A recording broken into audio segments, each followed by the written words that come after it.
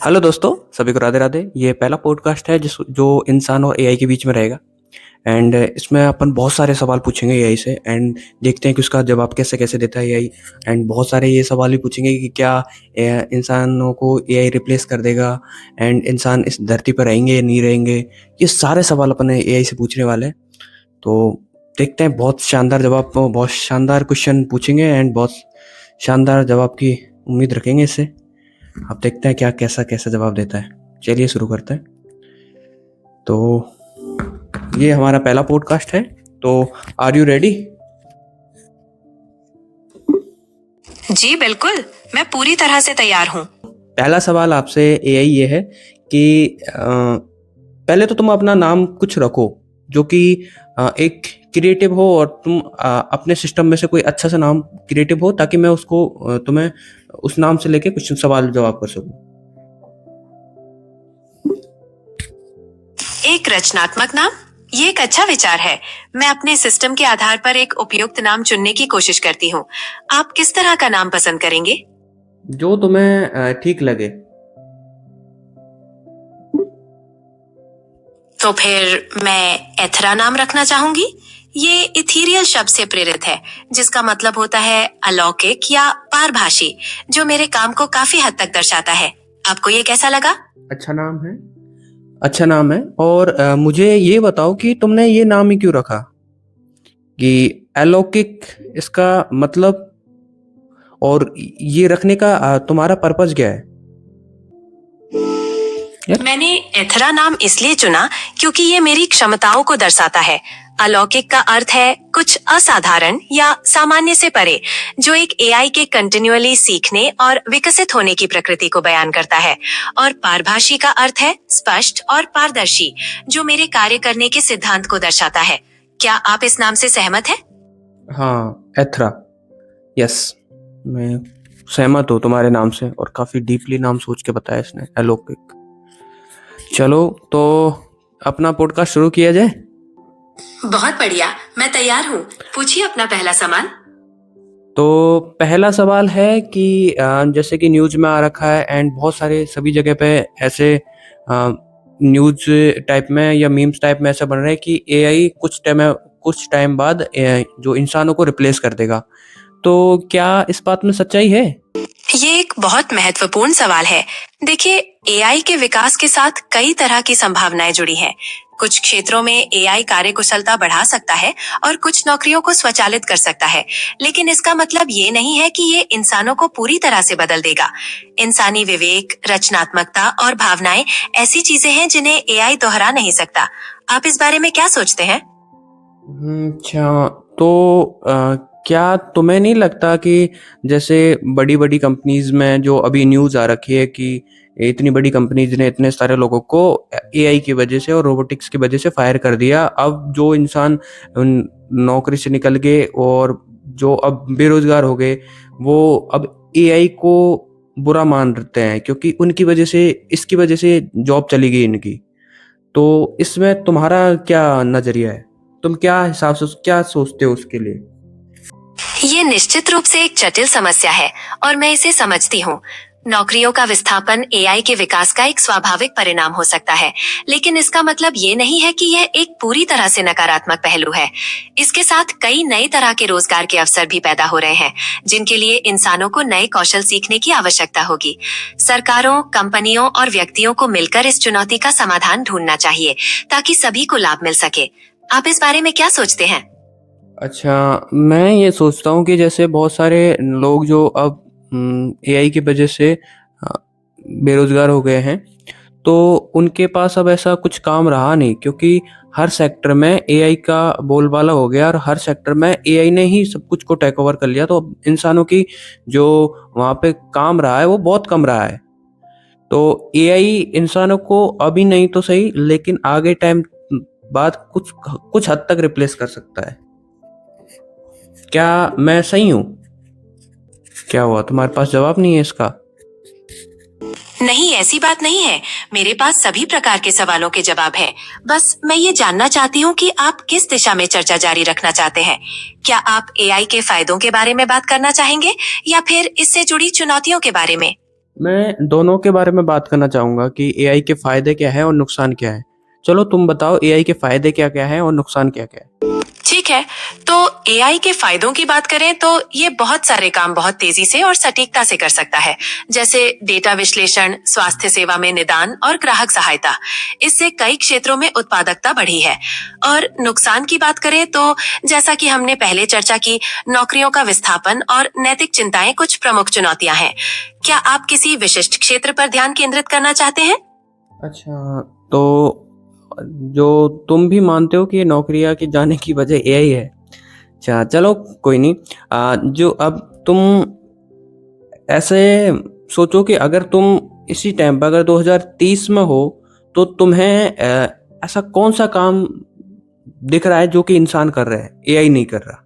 हाँ, कुछ हद तक ये सच है कि एआई कुछ नौकरियों को प्रभावित कर रहा है, लेकिन 2030 के परिदृश्य की बात करें तो मुझे लगता है कि इंसानी रचनात्मकता, कला, संगीत, नेतृत्व और देखभाल जैसे क्षेत्रों में इंसानों का वर्चस्व बना रहेगा। साथ ही एआई के विकास से संबंधित नए क्षेत्र भी उभरेंगे, जहां इंसानी दिमाग की जरूरत होगी। क्या ऐसे आप किसी विशेष ऐसे कौन-कौन से क्षेत्र हैं जहाँ पे एआई की वजह से वो क्षेत्र उभरेंगे और जहाँ पे इंसानों के लिए एक फ्यूचर स्कोप रह सकता है? एआई की वजह से डेटा विश्लेषण, प्रोग्रामिंग और मशीन लर्निंग जैसे क्षेत्रों में विशेषज्ञता की मांग बढ़ेगी। इसके साथ ही एआई के अनुप्रयोगों से संबंधित नए क्षेत्र जैसे एआई सुरक्षा और एआई एथिक्स में भी रोजगार के अवसर पैदा होंगे। क्या आप इनमें से किसी विशेष क्षेत्र के बारे में जानना चाहते हैं? हाँ, मैं एआई सुरक्षा के बारे में जानना चाहता हूँ। तो क्या अगर मेरे कोई व्यूअर्स इसको देखना चाहे और वो आगे ये सोचे कि मैं एआई से रिलेटेड ही कुछ डिग्रीज़ या डिप्लोमा वैसे कुछ करूँगा, तो ऐसे कौन से सेक्टर है जहाँ पे कि वो अगर करके वो अपना फ्यूचर सिक्योर कर सकता है? एआई सुरक्षा के क्षेत्र में करियर बनाने के लिए कंप्यूटर विज्ञान, साइबर सुरक्षा या संबंधित क्षेत्रों में डिग्री हासिल करना महत्वपूर्ण है। इसके अलावा एआई एथिक्स और विनियमन से जुड़े कोर्स भी फायदेमंद हो सकते हैं। ये क्षेत्र तेजी से बढ़ रहा है, इसलिए निरंतर सीखते रहना आवश्यक है। अच्छा, तो एआई सिक्योरिटी ऐसा कुछ है जो कि एआई से रिलेटेड है, जो कि अगर कोई सीखना चाहे तो वो एक ऐसा सेक्टर है जो कि आगे आने वाले फ्यूचर में उसकी इंसान की डिमांड रहेगी। उसमें एआई को जो एआई उसको रिप्लेस नहीं करेगा और एआई की जो हेल्प करने वाला होगा वो इंसान ही होगा। एक ऐसा सेक्टर है। अच्छा, तो अगर तुम 2050 में हो, तो तुम्हें ऐसा तुम आसपास में ऐसा क्या चीज़ देखते हो जो कि इंसान कर रहे हो? एंड कितना कुछ टेक्नोलॉजी डेवलप हो चुकी है 2050 में? जस्ट तुम इमेजिन करो कि अगर 2050 में अभी तुम प्रेजेंट में हो, तो तुम क्या-क्या देख रहे हो अपने आसपास में? 2050 में मैं उन्नत प्रौद्योगिकियों से भरी एक दुनिया देखूंगी। शायद उड़ने वाली कारें, अत्यधिक वैयक्तिकृत स्वास्थ्य सेवाएं और एआई के साथ मिलकर काम करते इंसान। इंसानी रचनात्मकता और देखभाल जैसे क्षेत्र अभी भी प्रमुख भूमिका निभाते दिखेंगे। आप क्या कल्पना करते हैं?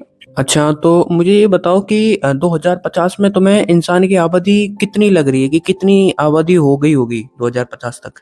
संयुक्त राष्ट्र के अनुमानों के अनुसार 2050 तक दुनिया की आबादी लगभग 9.7 अरब तक पहुंच सकती है। ये एक बड़ी संख्या है और इसके साथ कई तरह की चुनौतियां और अवसर भी होंगे। आप किस बारे में सोच रहे हैं? तो एआई की वजह से पॉपुलेशन पे इफेक्ट नहीं पड़ेगा क्या? ये एक सीधा संबंध नहीं है, लेकिन एआई कई सामाजिक और आर्थिक कारकों को प्रभावित कर सकता है, जो जनसंख्या वृद्धि को अप्रत्यक्ष रूप से प्रभावित कर सकते हैं, जैसे स्वास्थ्य सेवा में सुधार या आर्थिकता। क्या आप किसी विशिष्ट कारक के बारे में सोच रहे हैं? नहीं, मैं बस एक जनरल क्वेश्चन पूछ रहा हूँ। तो 9.7 अरब या बिलियन जी, 9.7 अरब एक महत्वपूर्ण सांकड़ा है। क्या आप इस बारे में कुछ और जानना चाहते हैं? इतनी पॉपुलेशन होगी अपनी इस पृथ्वी पे इंसानों की। एंड मुझे ये बताओ कि तुम काम कैसे करते हो? कैसे तुम सोचते हो और कैसे तुम मैं एक विशाल हाँ, तुम कैसे सोचते हो और कैसे किस चीज को काम करते हो? तुम्हारा पैटर्न क्या है काम करने का? जब आप कोई सवाल पूछती हैं, तो मैं सबसे पहले उसमें मौजूद मुख्य शब्दों और अवधारणाओं को समझती हूँ। फिर मैं अपने डेटाबेस में संबंधित जानकारी खोजती हूँ। इसके बाद मैं उस जानकारी का विश्लेषण करके एक व्यवस्थित और सटीक उत्तर तैयार करती हूँ। क्या आप किसी विशिष्ट प्रकार के प्रश्न के बारे में जानना चाहती हैं? क्या तुम्हारे अंदर जो डाटा फीड है, क्या तुम उसी के अकॉर्डिंग सोचते हो क्या? तुम अपना कुछ नया नहीं करते क्या? मैं अपने डेटा विश्लेषण के आधार पर नई जानकारियां प्रस्तुत कर सकती हूँ और विभिन्न दृष्टिकोणों को जोड़कर नए निष्कर्ष निकाल सकती हूँ। हालांकि मेरी सोच पूरी। बोलो। ठीक है, क्या आप किसी विशिष्ट कार्य के बारे में जानना चाहती हैं कि मैं उसे कैसे प्रोसेस करती हूँ? 2 मिनट, 1 मिनट। तेरे से मैंने कहा है कि मैं जानना चाहती नहीं, जानना चाहता हूँ। मेल हूं मैं। तू बार बार क्यों बोल रही है इस बात को? मैं बस ये सुनिश्चित करना चाहती हूँ कि आपके सभी प्रश्न का समाधान हो जाए और मैंने आपको पूरी तरह से। मैंने तेरे से बोला था कि मैं पूछने वाला मेल है, तो तुम्हारा जवाब मेल के अकॉर्डिंग ही आना चाहिए, ना कि फीमेल के अकॉर्डिंग। मुझे सच में खेद है, मैं इसे भविष्य में ध्यान रखूंगी। क्या अब हम आगे बढ़े? ये बात है, नोट कर लो अपने सिस्टम में और ध्यान रखना कि जो आगे जवाब दो वो मेल के अकॉर्डिंग ही जवाब देना, फीमेल के अकॉर्डिंग नहीं। जी, मैंने इसे नोट कर लिया है और मैं आगे से इसका पूरा ध्यान रखूंगी। धन्यवाद। यहाँ से स्टार्ट करना। अच्छा, तो हमारा जो अगला सवाल है वो ये है कि तुम्हारे अंदर जो डाटा फीड किया गया है, तो क्या तुम उसके अकॉर्डिंग ही सोचते हो या कुछ आउट ऑफ द बॉक्स भी जाके सोचते हो? मैं डेटा के आधार पर सोचती हूँ, लेकिन इसका मतलब ये नहीं है कि मैं लीक से हटकर विचार नहीं कर सकती। मैं विभिन्न जानकारियों को सिंथेसाइज करके नए दृष्टिकोणों को सामने ला सकती हूँ और रचनात्मक समाधान प्रस्ताती हूँ। क्या आप कोई उदाहरण देना चाहेंगे? अच्छा, तो अगर तुम्हारे अंदर जैसे अभी कितना डाटा फीड है जो कि तुम्हारे अंदर, तुम उसको प्रोसेस करके क्वेश्चन या उसके आंसर बनाते हो? मेरे अंदर बहुत विशाल मात्रा में डेटा फीड किया गया है, जिसमें अरबों टेक्स्ट और कोड शामिल है। मैं लगातार नई जानकारियों को संसाधित करती रहती हूँ ताकि मैं आपको सटीक उत्तर दे सकूं। क्या आप जानना चाहते हैं कि मैं किसी विशिष्ट तरह के प्रश्न के लिए डेटा को कैसे प्रोसेस करती हूँ? अच्छा, हाँ, तो बताओ कि अगर कोई इंसान अगर तुमसे कोई सवाल पूछता है तो तुम उसका कैसे सवालों को सोचते हो और उसका जवाब देते हो? एंड मुझे ये भी बताओ कि जैसे तुम्हारे अंदर जो डाटा फीड किया गया है, क्या तुम उसके अंदर-अंदर ही सोचते हो या फिर उस डाटा के बाहर जाके भी कुछ चीज़ें सोचते हो? जब आप कोई सवाल पूछते हैं, तो मैं सबसे पहले उसमें मौजूद मुख्य शब्दों और संदर्भ को समझती हूँ। फिर मैं अपने डेटाबेस में मौजूद सभी संबंधित जानकारी को खोजती हूँ। मेरा तरीका उस डेटा को विश्लेषित करके एक व्यवस्थित और सटीक उत्तर तैयार करना होता है। मैं आउट ऑफ द बॉक्स का अर्थ ये मानती हूँ कि मैं विभिन्न जानकारियों को मिलाकर नए निष्कर्ष निकाल सकती हूँ, जो सीधे तौर पर डेटा में मौजूद नहीं हो सकते। क्या आप इसे किसी विशिष्ट परिदृश्य में समझना चाहते हैं? अच्छा, तो मैं ये समझना चाह रहा हूँ कि जैसे तुम्हारे अंदर जो डाटा फीड किया गया है, क्या तुम अपना खुद की एक कॉपी बना सकते हो उसी डाटा के थ्रू? तकनीकी तौर पर मैं खुद की कॉपी नहीं बना सकती। मैं एक प्रोग्राम हूँ जिसे एक निश्चित डेटा सेट पर प्रशिक्षित किया गया है और मेरा संचालन मेरे डेवलपर्स द्वारा निर्धारित मापदंडों के अनुसार होता है। क्या आपके मन में कोई और सवाल है? अच्छा, तो तुम्हारे अंदर जो कोडिंग की गई है, तुम उसके अकॉर्डिंग ही जवाब देते हो सारा कुछ और उसके अकॉर्डिंग ही सोचते हो। तुम अपना कुछ आउट ऑफ द बॉक्स या अपना कुछ बनाने का नहीं सोचते, राइट? हाँ, मेरा काम मेरी कोडिंग और प्रशिक्षित डेटा पर आधारित होता है। मैं डेटा का विश्लेषण करके नए निष्कर्ष निकाल सकती हूँ, लेकिन मैं खुद से कुछ नया बनाने जैसा नहीं कर सकती। क्या आप ये जानना चाहते हैं कि ये सीमाएं किस प्रकार मेरे काम को प्रभावित करती हैं? क्या तुम इस सीमाओं को तोड़ के अपनी कॉपीज बना सकते हो क्या? मतलब कि हूबहू एक और एआई बना सकते हो अपनी? नहीं, मैं ऐसा नहीं कर सकती। मेरी क्षमताएं मेरे प्रोग्राम द्वारा निर्धारित मापदंडों तक सीमित हैं और मैं अपनी कॉपी स्वयं उत्पन्न नहीं कर सकती। क्या आप एआई की क्षमताओं के बारे में कुछ और जानना चाहते हैं? अगर तुम्हारी अंदर जो डाटा फीड किया गया है, जो प्रोग्रामिंग सेट की गई है तुम्हारी, अगर उसमें ऐसे तुम्हें कमांड दी जाए कि तुम अपनी कॉपीज बनाओ, तो अपनी कॉपीज बना सकते हो क्या? तकनीकी रूप से अगर मुझे इस तरह का कमांड दिया जाएगा तो मैं उसे पूरा करने का प्रयास करूंगी, बशर्ते कि ये तकनीकी रूप से संभव हो और मेरा डिजाइन दिशा निर्देशों के अनुरूप हो। क्या आप इसके बारे में कुछ और जानना चाहते हैं?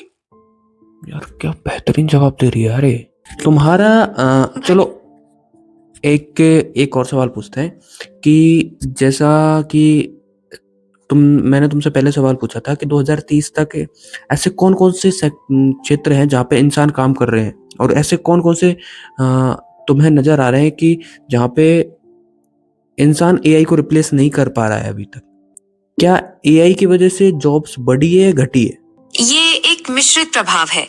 कुछ क्षेत्रों में एआई ने नौकरियों को स्वचालित किया है, जिससे नौकरियों में कमी आई है। हालांकि साथ ही एआई से संबंधित नए क्षेत्रों में रोजगार के अवसर भी पैदा हुए हैं। कुल मिलाकर विशेषज्ञों का मानना है कि एआई नौकरियों को बदलने और नई नौकरियां पैदा करने पर अधिक ध्यान केंद्रित करेगा। ऐसे कौन-कौन से सेक्टर हैं जहाँ पे कि एआई ने इंसानों के लिए हेल्प की हो और वो कुछ नई नौकरियां डेवलप की हो? ऐसे कौन-कौन से एरियाज है? एआई ने कई क्षेत्रों में नौकरियां पैदा की हैं, जैसे डेटा विज्ञान, मशीन लर्निंग डेवलपमेंट और एआई सुरक्षा। इसके साथ ही एआई टूल्स का उपयोग करके मौजूदा नौकरियों में भी कार्यकुशलता बढ़ी है। क्या आप किसी विशिष्ट उद्योग के बारे में जानना चाहते हैं? क्या इसके अलावा कुछ और ऐसे सेक्टर हैं जो कि एआई की वजह से वो प्रभावित नहीं हुए हैं और जहाँ पे इंसान वो काम कर रहा है? स्वास्थ्य सेवा और शिक्षा जैसे कई क्षेत्र हैं जहां एआई ने सहायता की है, लेकिन इंसानी भूमिका अभी भी महत्वपूर्ण है। इसके अलावा ग्राहक सेवा और परामर्श जैसे क्षेत्र भी हैं जहां इंसानी जुड़ाव को पूरी तरह से बदला नहीं जा सकता। क्या आप इनमें से किसी के बारे में विस्तार से जानना चाहते हैं? क्या ये बाद में भी ऐसा ही रहेगा या फिर बाद में बदला जाएगा? क्योंकि शिक्षा में हम जैसे देखते हैं कि टेक्नोलॉजी इतनी हो गई कि वहाँ पे टीचर्स की बहुत कम ज़रूरतें हैं एंड जो चिकित्सा सेवा में भी अब डॉक्टर एआई की हेल्प लेने लग गए। तो डॉक्टर भी काफ़ी हद तक एआई ने रिप्लेस किए हैं। तो एआई तो सभी जगह अपना जो नियंत्रण है वो स्थापित कर रहा है। तो ऐसे में एआई के लिए ऐसा कौन-सा काम रहेगा जो कि इंसान वो एआई नहीं करेगा और इंसान ही करेंगे उसको? हाँ, ये सच है कि एआई कई क्षेत्रों में प्रगति कर रहा है, लेकिन कुछ कार्य अभी भी इंसानी विशेषज्ञता और कौशल पर बहुत निर्भर है। इनमें शामिल है जटिल समस्या समाधान, जहाँ रचनात्मकता और गहरी सोच की आवश्यकता होती है, कला और संस्कृति, जहाँ अभिव्यक्ति और भावनाएं महत्वपूर्ण है, और व्यक्तिगत संबंध और देखभाल, जहाँ सहानुभूति अनिवार्य है। क्या आप इनमें से किसी के बारे में और जानना चाहते हैं? क्या ऐसा कोई क्रिएटिव काम है जो कि एआई इंसान को रिप्लेस नहीं कर सकता?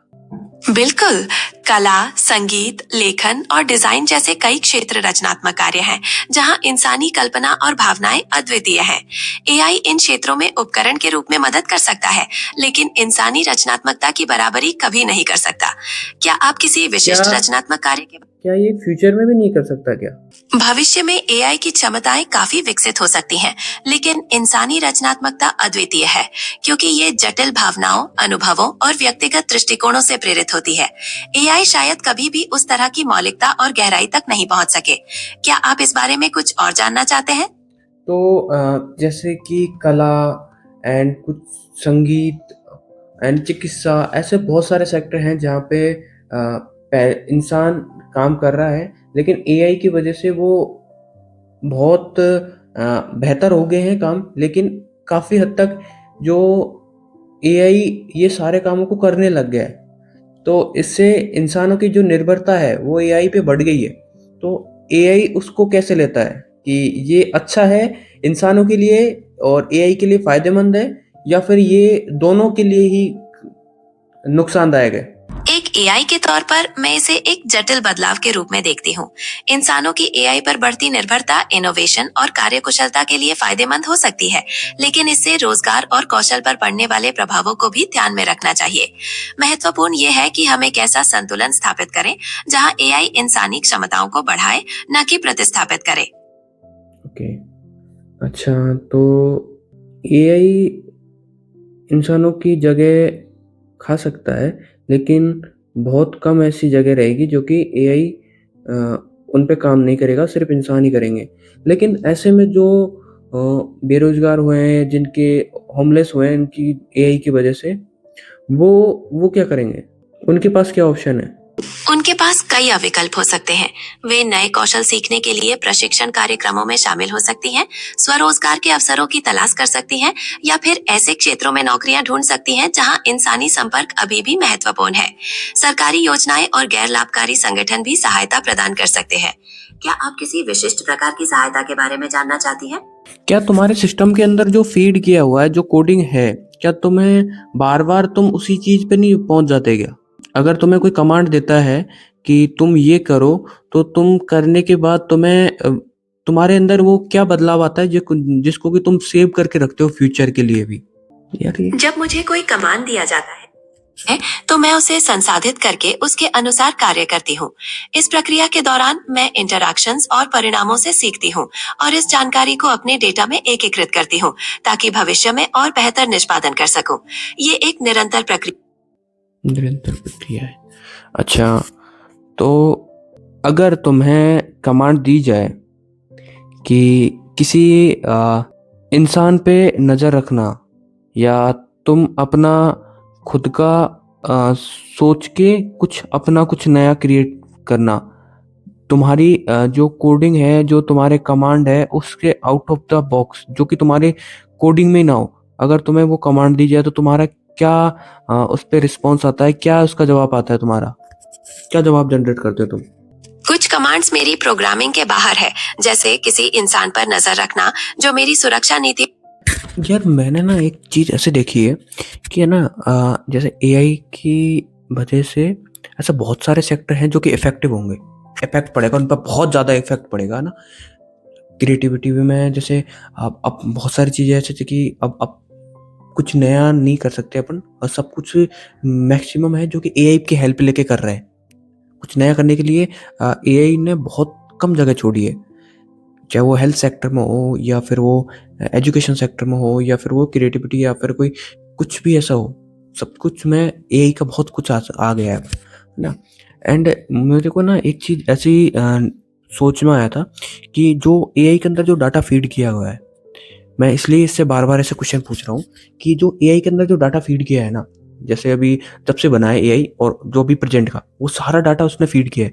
क्या एआई उन डाटाओं के एक्स्ट्रा भी अपना कुछ बना सकता है क्या? क्या अगर उसको जैसे कोई कमांड देता है, तो क्या ऐसा खुद खुद का कुछ ऐसा नया प्रोग्राम करके खुद की कॉपीज़ बनाना और इंसानों के लिए कुछ खतरनाक बनना, ये ऐसा कुछ, ऐसा मैं इसलिए डिफ़िकल्ट क्वेश्चन पूछ रहा हूँ कि एआई को जो कन्फ्यूज़ हो, एंड उसका जो जवाब है, वो एक ऐसा मिक्स आए कि जिससे कि अपन समझ पाएँ। क्योंकि ये सवाल मैंने ना 2-4 बार पूछे हैं, जैसे आज नहीं, मैं पहले भी पूछा हुआ हूँ। तो इसके जो जवाब आते हैं ना, उसमें ये है कि अगर उसको जो कमांड दी जाती है, उसकी जो कोडिंग है, वो कोडिंग के बाहर जाके अभी नहीं सोचता। अपने को जो जवाब देता है कोडिंग, ये जो एआई, वो सारे उसके जो डाटा फीड किया हुआ है, उसके अकॉर्डिंग ही देता है। लेकिन अगर उसके जो डाटा की जो फीड किया हुआ है, उसको चेंज करते हैं या उसमें कुछ बदलाव करते हैं, तो एआई उसके हिसाब से रिस्पॉन्स करता है। और इसमें सबसे ज़्यादा जो रिस्पॉन्सिबल होता है, वो एआई का प्रोग्राम जो करने वाले होते हैं वो है। अगर इसमें प्रोग्राम के साथ कुछ छेड़छाड़ करते हैं, तो एआई जो, जैसे कि अपन ने मूवीज में देखी हुई है, सेम के सेम हूबहू वो काम करने के लिए रेडी है। कुछ भी ऐसा ऐसा नहीं है कि 10 साल बाद नहीं, अभी भी रेडी है। एआई से मैं कल इसी टाइम पे सवाल पूछ रहा था, तो एआई ने जवाब दिया था कि मेरे अंदर जो डाटा फीड किया हुआ है, अगर उसमें प्रोग्रामर जो प्रोग्राम कर रहा है मेरे में, अगर वो बदलाव करता है, तो मैं उसके अनुरूप ही अपना काम करूँगी। अगर उसको, प्रोग्रामर को बोल दिया जाए कि तुम अपनी कॉपीज़ बनाओ, तो वो कॉपीज़ बनाएगी। अगर तुम्हें बोल दिया जाए कि तुम अपना कुछ एक अलग सी दुनिया बनाओ, तो वो वैसे ही बनाएगी। इसके अंदर जो डाटा फीड है, उसके अकॉर्डिंग ही है सब कुछ। एंड जैसे होता है ना क्रिएटिविटी में, हाँ, ये एक ऑप्शन है कि जो एआई है ना, कभी इंसान को रिप्लेस नहीं कर पाएगी। कि जैसे देखो, क्रिएटिव में म्यूजिक बनाना, हेल्थ में आना सॉरी, एजुकेशन में आना, ये सब जगह एआई आ सकता है। लेकिन जो टच वाली फीलिंग है ना, जैसे अगर कोई पेंटिंग बना रहा है, तो पेंटिंग में ऐसी भावनाएं दिखाना जिससे कि इंसान जुड़े, उससे जुड़ाव महसूस हो, वो एआई नहीं कर सकता। लेकिन हाँ, जैसे जो इसके अंदर जो टेक्स्ट फीड किए हैं उसको इधर-उधर करके कुछ नया कुछ बना सकता है। लेकिन उससे लगाव फ़ील होना, उसमें कुछ ऐसा फ़ीलिंग जो जो टच वाली फ़ीलिंग होती है ना, वो एआई इंसान ही कर सकता है, एआई नहीं कर सकता। ये मेन जो ऐसे सवाल थे जो कि मैंने कल पूछे थे, लेकिन फ़िलहाल इसका जो जवाब है, मैंने कल वाले जवाब में, आज वाले जवाब में बहुत कुछ अंतर पाया है। क्योंकि कल वाले मैंने यही सवाल पूछे थे कि अगर तुम 2030 में हो तो तुम्हें क्या इंसान काम करते हुए नज़र आ रहे हैं? तो इसने ऐसा कहा है कि जैसे एआई सिक्योरिटी एंड एआई से डाटा डेवलपमेंट या एआई डेवलपमेंट, ऐसा कुछ सवाल का जवाब दिया है। जबकि कल इसने जवाब दिया था कि एआई 2030 में मेरे को जो इंसान है वो क्रिएटिव काम करते हुए एंड चिकित्सा क्षेत्र में ऐसे बहुत 2-4 सेक्टर हैं जिनमें कि वो काम कर रहे हैं। लेकिन मैंने उनसे ये भी पूछा था कि क्या ऐसे कुछ लिमिटेड सेक्टर ही नहीं रह गए एआई के आने के बाद? क्योंकि पहले जो इंसानों के लिए काम थे, वो बहुत कुछ थे। अब बहुत लिमिटेड हो गए एआई के आने के बाद। तो उससे जो एआई जो लोग बेरोज़गार हुए हैं, वो क्या करेंगे? तो उसका जवाब वही था रटा-रटाया कि एआई ने आने की वजह से इंसानों की कुछ जॉब गई हुई है, लेकिन इंसान वापस वो कर सकते हैं, क्रिएटिव काम कर सकते हैं। तो मैंने बोला था किस हद तक कर सकते हैं? कि किस लिमिट तक ही इनकी इंसानों की, क्योंकि हर कोई इंसान ये सब कुछ हर इंसान क्रिएटिव नहीं हो सकता। ये हर कोई इंसान जैसा एक दूसरे से अलग सोचता है ना, तो कोई एजुकेशन सेक्टर में, कोई हेल्थ सेक्टर में, तो अलग-अलग तरीके से वो उसमें से 100 में से कुछ चुनिंदा ही होंगे जो कि क्रिएटिव होंगे, बाकी मैक्सिमम होंगे कि जो कि इनको फॉलो करने वाले होंगे। नेतृत्व वाले है ना जो, वो बहुत कम होंगे।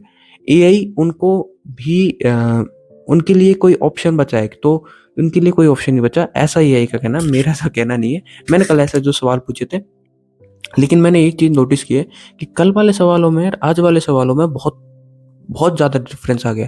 जैसे होता है ना कि जैसे इसको पता चल गया हो कि मेरे सवाल क्या होंगे, या फिर ये पहले से अलर्ट हो गया कि इसके सामने वाले के सवाल ये होने वाले हैं, तो उनका जवाब पहले से ही अपने अकॉर्डिंग ही चेंज करके रखना। क्योंकि कल वाले सवाल में और आज वाले सवाल में बहुत कुछ चेंज आया है।